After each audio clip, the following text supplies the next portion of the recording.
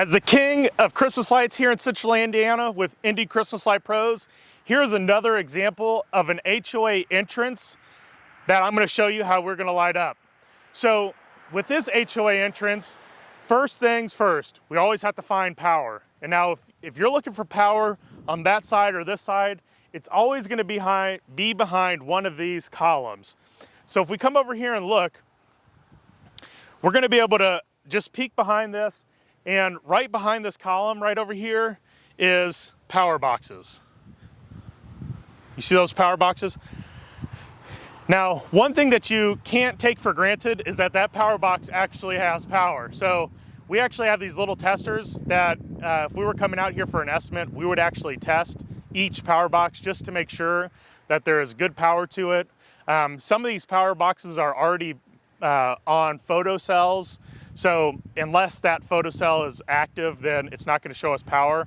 But what can we do at this HOA? So let's go for a little bit of a walk.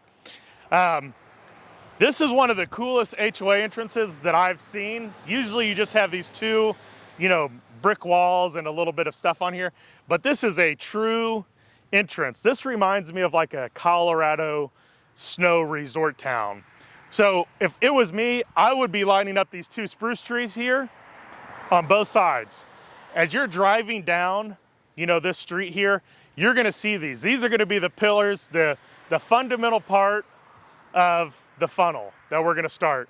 And then below it, we have these other little tiny spruce trees. We have these little burning bushes. All of that stuff we can wrap with mini lights.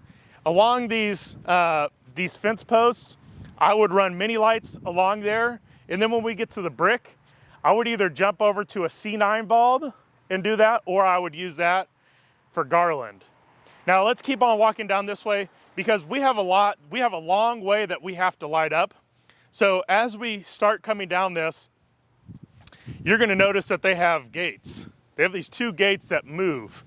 Now I don't know if they're just decorative or if they actually work, because this isn't a client of ours. This is just an example for a property manager of what can be done.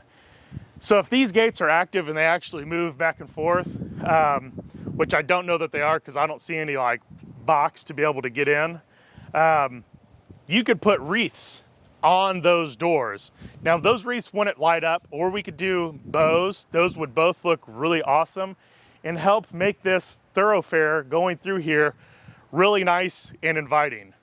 And now as we keep coming through here, one thing that I would look for is I would look for power on this main island. And if we do have power out here,